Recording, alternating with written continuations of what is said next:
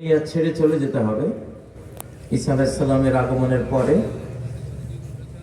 তো মোটামুটি শতাব্দীর কাছাকাছি এইটা ইসলামের বিজয়ের শতাব্দী, ইনশাআল্লাহ ইনশাআল্লাহ ইনশাআল্লাহ ইনশাআল্লাহ ইসলামের বিজয়ের শতাব্দী।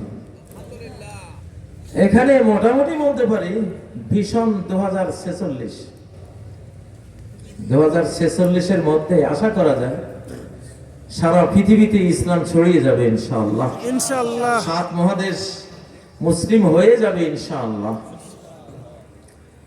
এটি একটি হাদিস আছে নবীজির সাল্লাল্লাহু আলাইহি ওয়াসাল্লাম, সহিহ বুখারী মুসলিমের হাদিস।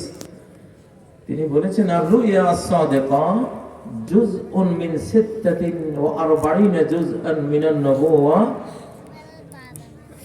সত্য স্বপ্ন হলো নবুয়তের 46 ভাগের এক ভাগ। নবুয়তকে 46 ভাগ করেছেন উনি। এটা অতীত মুহাদ্দিসিনরা এক ধরনের ব্যাখ্যা দিয়েছেন, আমি একটু ভিন্ন ব্যাখ্যা দিই। ভিন্ন ব্যাখ্যা দেয় জন্য যে যারা শেষ জমানার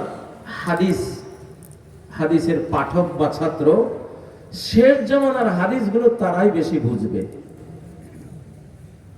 কারণ এটা তাদের যুগের। এই জন্য তো নবুয়তকে 46 ভাগ যেটা করেছেন, অর্থাৎ নবীজি সাল্লাল্লাহু আলাইহি সাল্লাম 46-এর এক ভাগ তিনি যাপন করে গেছেন 23 বছর।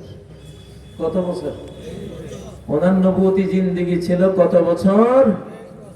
23 বছর। 23 বছরে যেটা রেখে গেছেন তার সাহাবায়ে কেরাম, তার সহচর, ছাত্রবৃন্দ, উম্মত, তাদের মাধ্যমে আমরা পেয়েছি অর্ধেক পৃথিবী।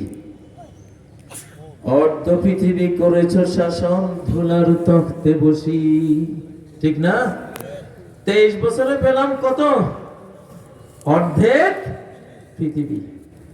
তো বাকি অর্ধেক পেতে কত বছর লাগবে? 23 বছরই লাগবে, এর বেশি না।